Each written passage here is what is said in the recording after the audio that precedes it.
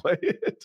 Dude, Sark was hilarious. I don't know what Yeah. he's up to now or what became of him. Feels like he, or at least in my view, I don't know what he's up to, but he was very funny back in the. He was my favorite of the Machinima cast of characters. He was really good. I also think he was a good mentor for the young people that worked at Machinima. You know, this is a company run by a couple of fucking cokeheads, debauchery, and, you know, running the thing into the ground through greed and bad decisions. And then you have Sark, somehow a noble person, ending up there guiding the youngsters. It was good. I remember like everybody at that time kind of deferred to Woody as like the adult in the room oftentimes, because like think about like 15 years ago, Woody's 37. The rest of us are retarded children effectively.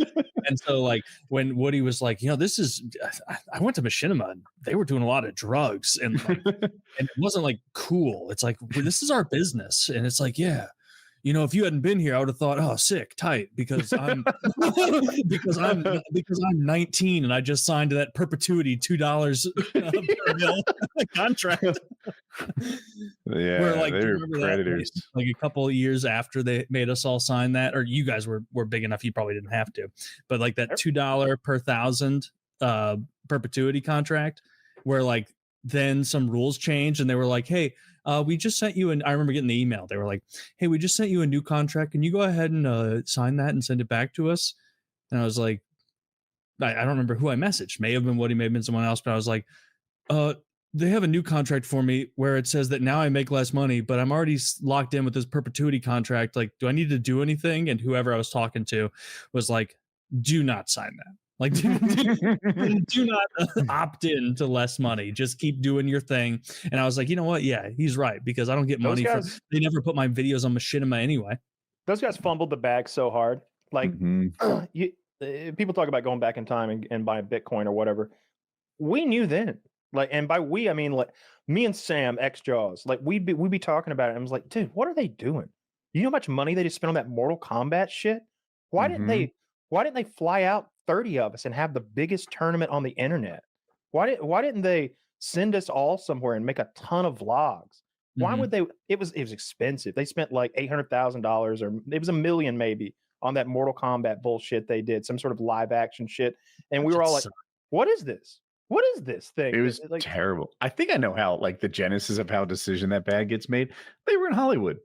They were in Hollywood, and they were probably influenced by other people making content and fancied themselves as content creators when really they were agents. They should have set up win-win deals where everyone wanted to be a part, like represented by the Machinima agency, and they'd still be around.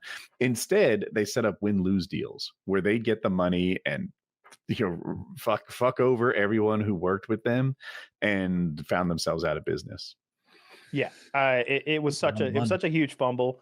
We were saying it then, like, dude, have you been there? Have you seen how much staff they have? I'm like, what are they doing? Yeah, what are they actually doing? They needed I didn't use the word audit, but that's what they needed. They needed somebody to come in and be like, so what would you say it is you actually do here on the day to day? I'm a people person. Well, I made an effigy of Woody last week. We all had a good time with that. Yeah. Those guys hated me, but fuck them. They're a bunch of dumbass. They're criminals. They were criminal cokeheads who fumbled. I don't know why you hate Woody. He was a huge guy in the space, and also I didn't think you were hard to get along with. Yeah, I don't know. Like people who hated me didn't know me. Like I remember I went to the little cube farm and someone had my face on like a Benedict Arnold like body, and I'm like, who sits here?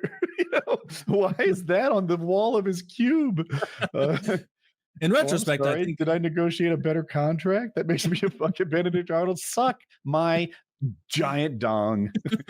You're out of a job and I am retired, so suck off. Yeah. Every time I went there, it was just a bunch of people playing video games and just wasting money and time. There was nothing to be. And coke. All they were doing was taking videos from people and putting them on their channel. And it was like, how do you have all these employees? Why are we in Hollywood right now? What does this real estate cost? Like this, what does this cost a day? How much? You're burning money. What are you doing? Who was the guy that we sent the videos to that like approved them or did. I cannot remember his name, but I remember talking to him and like messaging him. Shore Wars?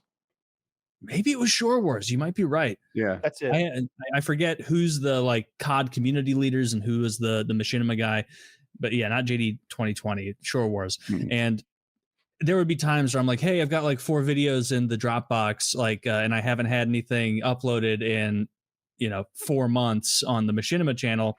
Can you give me an idea of when the next one is? And they're like, he'd be like, open your mouth. I'm going to fucking spit in it. I'm gonna spit in your fucking mouth right now if you want a video up. And it was like, fuck, this sucks because and then it was just, hey, but guess what? We got time for fucking 7 junkyard quickies today. Yeah. I sent him a video that was like me shooting guns, like maybe the first one ever, and it sat in that Dropbox for like a week, and I took it out and uploaded it, and it got like 1.2 million views on a 300,000 subscriber channel, and I was like, fuck those jabronis, we don't need them. Yeah, I didn't like putting stuff on their channel. Maybe I missed out, but it got to the point where they uploaded like 12 videos a day. And I'm like, this isn't really a great exposure opportunity. I'd rather make money on my channel and build my brand than make money on your channel and build your brand. Now, so I just stopped sending them videos. They were like asking me to send them videos. They were like offering me editing support and stuff like that.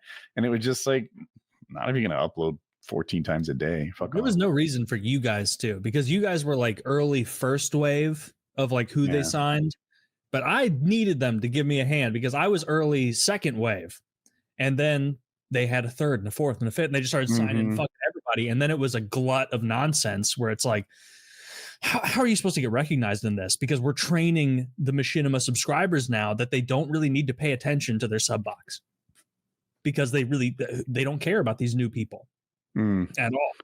I think I got like 3 videos uploaded on Machinima ever, and then I stopped putting anything in the Dropbox. It could have hurt me that my intro at the time was like, "Hey, what's up?" But like, maybe not. I don't know. But maybe not. It was a different world. Actually, at the time, it was a good deal.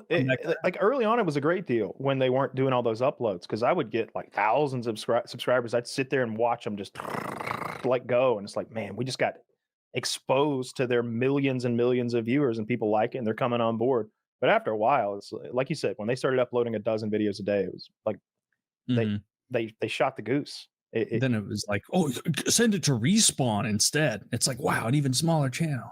A channel that at this point is significantly smaller than Woody's, smaller than Wings, smaller than Kyle's, smaller than X-Jaws, smaller than maybe Sam 5000 was up there too. His name is in my head. Oh, White! I can't believe I forgot White Boy. He was big. He was actually so good at games. He was great, and like that's why he got so much play. When he was staying with me, I watched him play on my 72-inch TV with tons of input lag on my shitty internet with tons of like lag, and he's just destroying. And on my Xbox, and I'm sitting there like, God damn it, I ain't got no more excuses. It turns out this guy's just way, way, way better than me at this game. Yeah, so good. So good. But he lobby shopped. He would mean? Like his win-loss ratio was like 0.1%. Anytime he was in a lobby with good players, he quit. I had been bad win-loss too, because I would also like if it got to a point where I was like, we can't recover this, I would just quit. He was good. Like I've played against him and lost. So I'm not saying he's a bad player, just that like that's how he got those, outrageous games. He'd quit first death and try. Well, I mean, I know a lot. That was my problem. I never once had an outrageous Machinima worthy game because I was more in it for the talking. And so it'd be like, hey, can you put this 31-4 game up? And they're like, nah, fuck yourself. Like we've got a G unit, as far as we know, real nuke, and we've got a White Boy 106-0 where he goes ham with like one chopper. What was it? Chopper gunner, I think it was. That was the big boy back in the day.